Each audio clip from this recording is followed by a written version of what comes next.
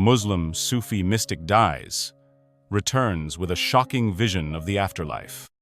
My name is Hassan, and my life was a love affair with the unseen. From a young age, I was not drawn to the world of commerce or politics, but to the inner world, the landscape of the soul. I was a Sufi, a seeker on the path of divine love. My days were structured around the remembrance of God, the dhikr, the rhythmic chanting of His names that would quiet the noisy chatter of the ego and open a space for the heart to breathe.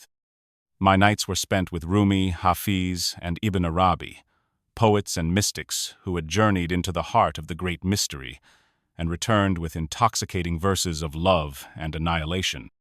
My life's goal, the very sun around which my existence orbited, was the concept of finite annihilation of the self, the dissolution of the individual ego into the boundless ocean of the divine.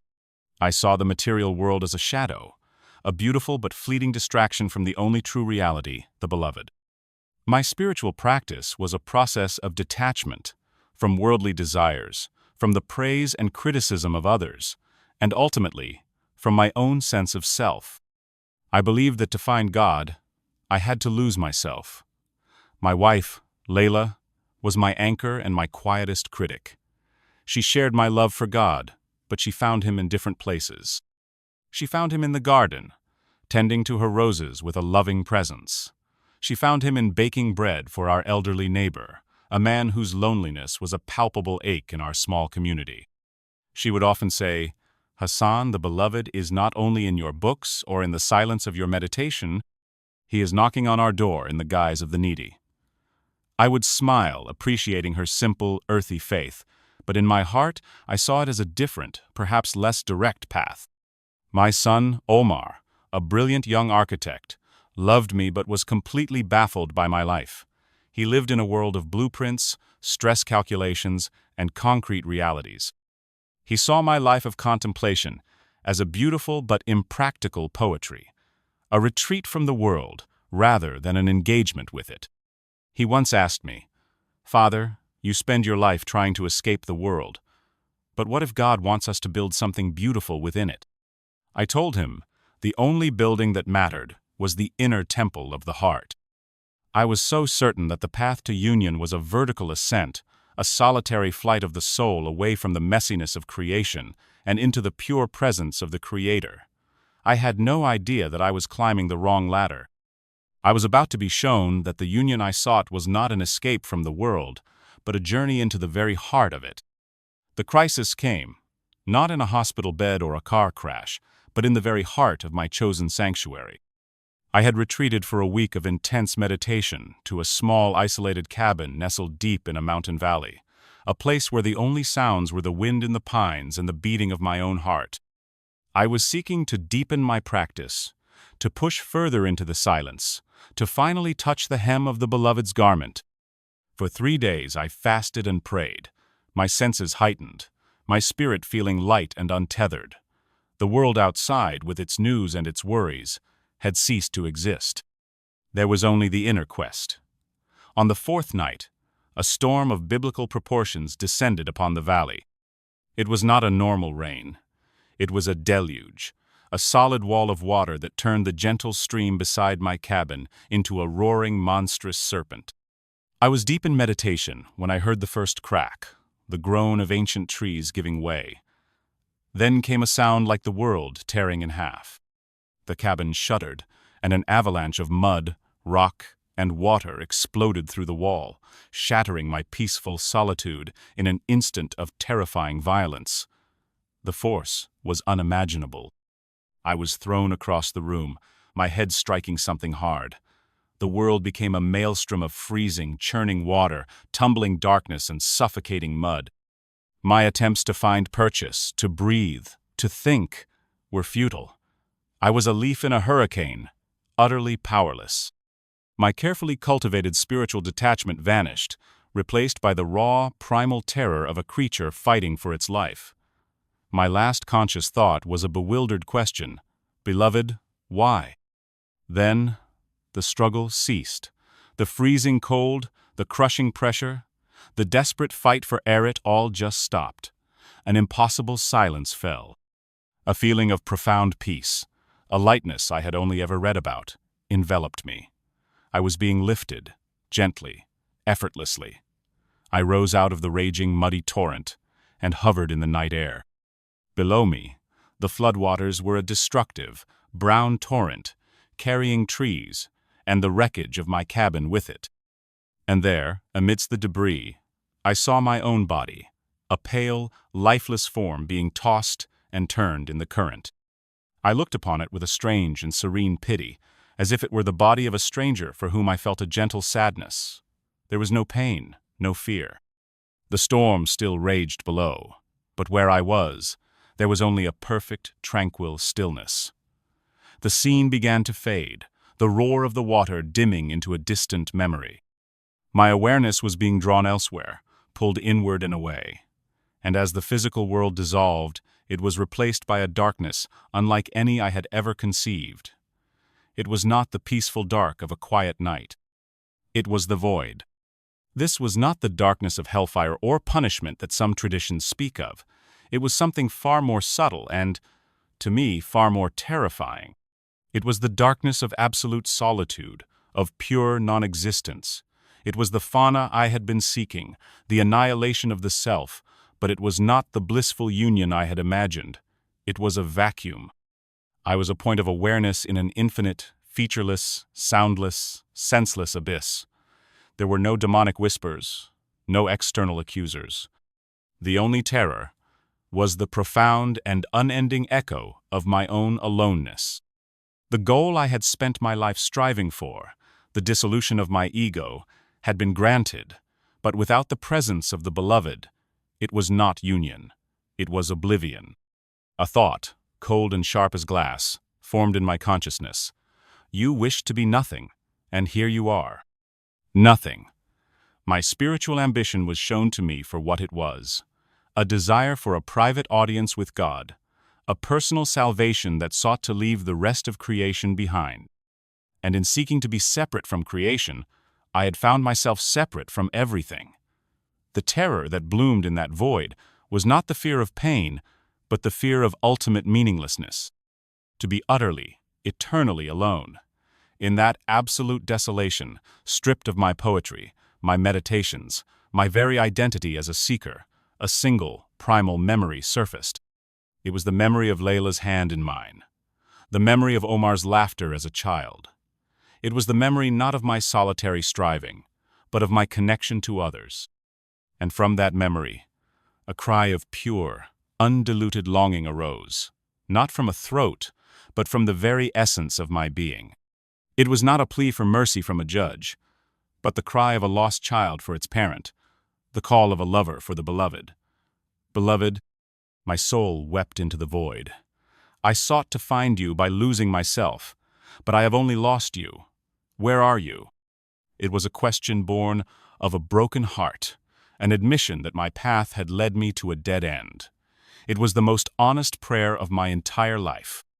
In that abyss where no hope could exist, the prayer of a broken heart was the only thing that had substance, and it was answered. The answer did not come from without. It did not appear as a distant star in the void. It bloomed from within me. From the very center of my point of awareness, a warmth began to spread. It was a light that was not a light, a music that was not a sound.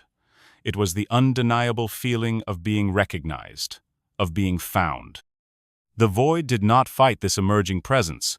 It was simply filled by it, transformed by it. The terrifying emptiness was transmuted into a vibrant, living fullness. The solitude was replaced by an intimacy so profound that it erased the very concept of being separate.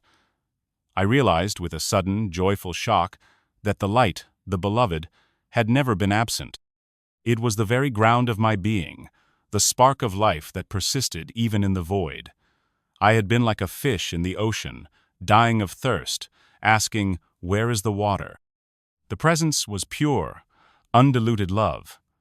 It was not the sentimental love of human emotion, but the fundamental, creative force of the universe. It was a love that was simultaneously majestic and tender, vast as a billion galaxies and intimate as a single breath. It knew me completely.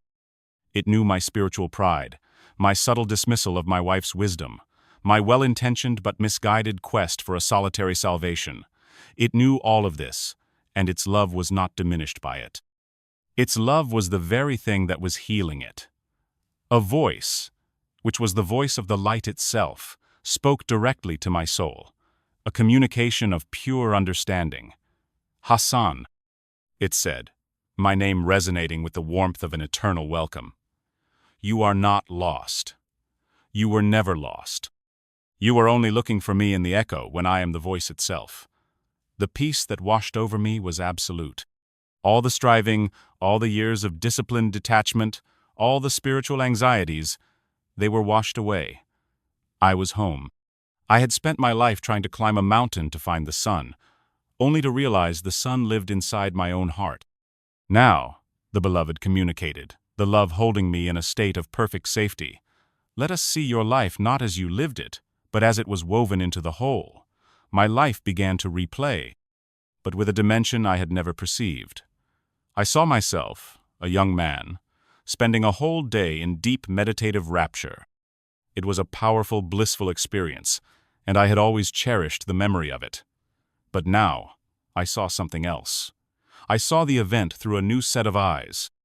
I saw my neighbor, an elderly widow, her door just a few feet from mine. On that same day, her only son was supposed to visit, and he didn't come. I saw her pacing her small home, loneliness a heavy cloak around her shoulders. She knocked on my door once, just hoping for a cup of tea and a moment of company. I heard the knock as a distant annoyance, a distraction from my important spiritual work, and I ignored it. Now, in this review, I was her. I felt the crushing weight of her solitude, the small hope she had placed in that knock on the door, and the sting of its silence. I saw that my blissful meditative state was a fortress of self-absorption, and I had pulled up the drawbridge just when a soul in need was at the gate. The perspective shifted again. I was watching my wife, Layla, in our kitchen. She was packing a basket of food. I had seen her do this 1,000 times. But now, I saw what was truly happening. As she placed bread, cheese, and fruit into the basket, with a silent prayer for the family she was about to visit, I saw threads of luminous, golden light extending from her heart and weaving into the food itself.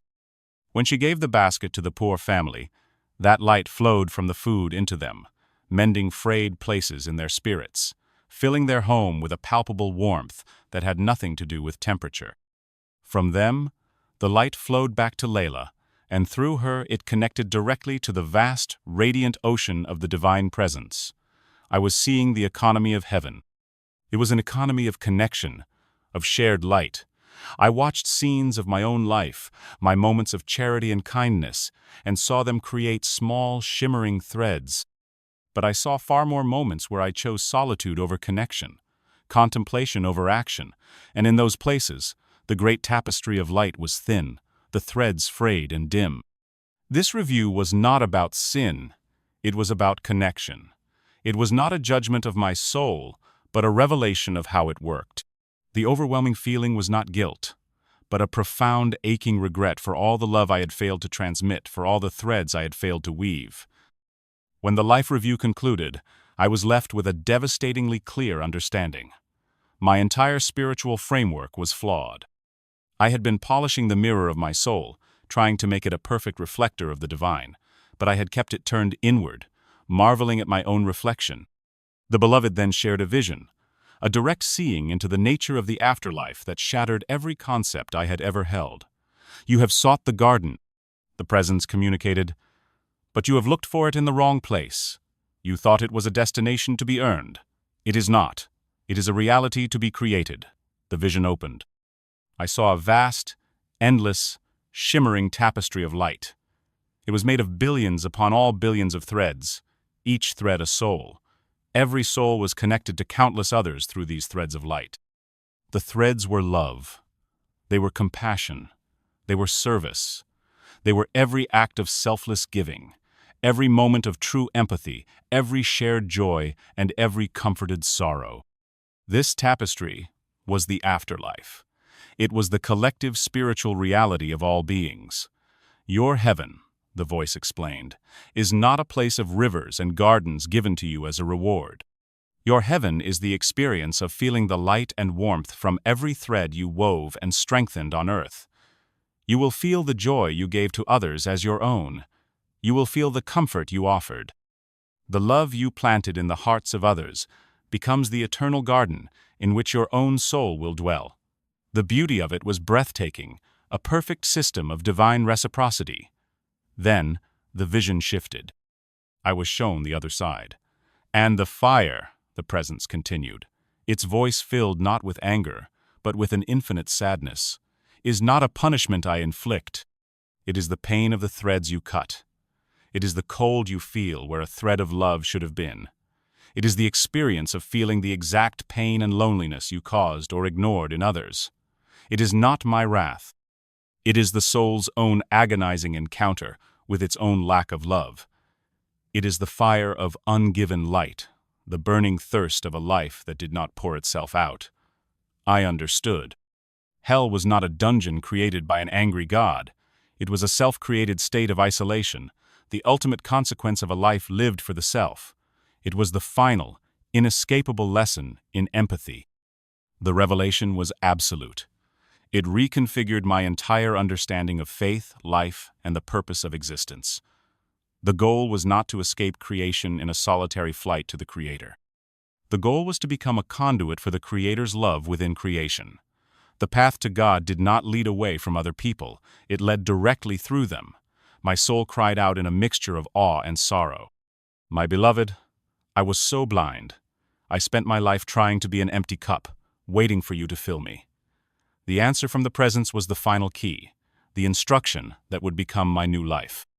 An empty cup is a beautiful thing, Hassan, but a cup that is filled and never poured out for the thirsty serves only itself. It becomes stagnant. The purpose of being filled with my light is to reflect it. The purpose of receiving my love is to give it. You are my hands, my heart, my voice in a world that has forgotten it, is one body. You are not separate beings competing for my affection. You are all notes in a single symphony. The beauty of the music is in how the notes harmonize with one another. I saw it with perfect clarity. The true mystic was not the hermit on the mountain, but the mother comforting her child, the friend listening to another's sorrow, the stranger offering a hand to someone who has fallen. True dhikr was not just the chanting of God's names, but the active remembrance of God's presence in every person I met. I must tell them, my spirit declared, a new fire kindling within me. It was not the fire of spiritual ambition, but the fire of a lover desperate to share the beauty of his beloved. Go, the presence commanded, the word both a gentle release and an urgent commission. Go back, be a mirror that is turned outward. Teach them that the shortest path to me is through the heart of another. Tell them to stop looking for me only in the sky and to start finding me in each other's eyes. Their salvation is woven together. Tell them to build the garden, here and now, with threads of love. And with that sacred charge, my soul consented. I was ready to return, not to my old life, but to a new one. The return was a brutal, shocking plunge. One moment I was in the infinite, warm embrace of the beloved. The next, I was being slammed back into the cold, dense reality of my physical body. It was like being forced into a suit of armor that was too small and filled with freezing water and broken glass. A violent cough racked my body, and I expelled a lungful of muddy, foul-tasting water. I was lying on a riverbank, soaked, shivering, and covered in mud. A man was standing over me, his face a mixture of shock and relief. He was part of a search party. "He's alive!" he yelled. "We found him! He's alive!" The days that followed were a whirlwind of hospital checks, bewildered doctors, and the quiet, constant presence of my wife, Layla. They spoke of hypothermia, near drowning, and the miracle of my survival. I had been washed miles downstream, found unconscious, but with all my vital signs, inexplicably stable. Layla didn't need any explanation. When I was finally able to speak clearly, I looked at her and said, "Layla, you were right. All along, you were right."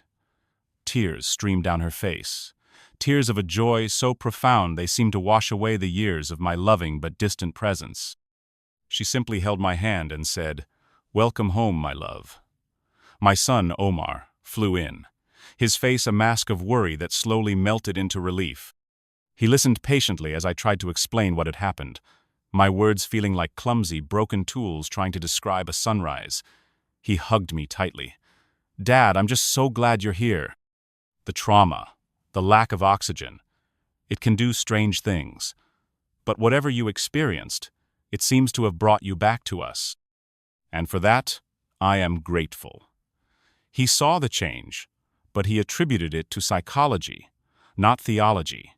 He was happy to have his father back on earth, even if he couldn't accept the reason why.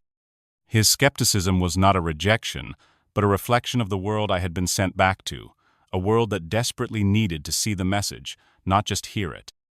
My old life was a garment that no longer fit. When I returned home, the first thing I did was walk into my library, the sanctuary where I had spent decades seeking God in solitude. Now, the rows of books looked like beautiful, sleeping things, full of knowledge but not life. The life was outside the window. It was in the sound of children playing in the street, in the sight of Layla tending her roses, in the very air I breathed. My old Sufi circle, the community of seekers who had once revered my detachment and piety, were the first to see the change, and they were the most confused. I met with them, and instead of speaking of the higher states of meditative bliss or the subtle poetry of Rumi, I spoke of my vision. I told them that our quest for personal annihilation was a beautiful but incomplete path. I told them that the true union with the divine was to be found in selfless service to creation. They listened, with pained, polite expressions. My old friend Farid, a man with whom I had shared countless nights of dhikr, shook his head sadly. "Brother Hassan, it sounds as if the trauma has pulled you back into the world. Our path is to escape the distractions of the dunya, not to embrace them. You are speaking of charity, which is good, but you are neglecting the higher calling, the inner journey." They saw my transformation not as an advancement, but as a regression. They believed I had traded the esoteric gold of mysticism for the common silver of worldly good deeds. In their eyes, I had fallen from the path. The rejection was painful, but it was also liberating. I realized my mission was not to convince the experts, but to live the truth for anyone with eyes to see. My new life began not with a lecture, but with an action. Layla and I used our savings to start a small soup kitchen in the poorest part of our city. My meditation became chopping vegetables. My dhikr became listening to the stories of the homeless and the heartbroken. My prayer became the act of looking into someone's eyes and seeing the spark of the divine within them, and doing whatever I could to help that spark burn a little brighter. Omar, my practical son, saw this transformation, and though he still held his scientific explanations, he was moved. He drew up the architectural plans for a new homeless shelter, for free. He started volunteering at the kitchen on weekends. "I still don't know what happened to you on that mountain, Dad," he told me one evening, "but I like the man who came back." And so, my life has become a simple testament to the vision I was given.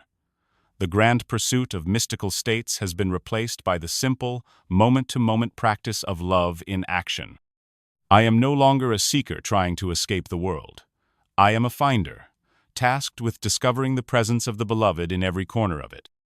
This is the urgent, shocking truth I was sent back to share, and I feel compelled to share it with you now. You who are seeking God, who are on a spiritual path, who are trying to be a better person, I implore you to listen. The path to God is not a vertical climb out of the messiness of life. It is a horizontal journey, a brave and compassionate walk through it. Do not think that your spiritual life is separate from your daily life. It is not. Your holiest place is not a church, a mosque, or a meditation cushion. It is the space between you and the person next to you. That is where God is waiting to be found. Every act of kindness, every moment of true listening, every selfless gift, every helping hand. These are not just good deeds. These are the threads of light with which you are weaving the fabric of your own soul and the collective heaven of humanity. This is the highest form of prayer. This is the most profound meditation. Do not get so lost in polishing the mirror of your own soul that you forget to turn it outward, to reflect the light of love onto a world that is shivering in the darkness of isolation. Your purpose is not to achieve a personal state of bliss, but to be a conduit for divine love, to pour it out for all who are thirsty. This is the great secret. This is the shocking and beautiful truth of the afterlife. It begins now. It begins with your next choice. Will you weave a thread of light, or will you miss the chance? The garden you will one day inhabit is the garden you are planting in other people's hearts today. Build it well,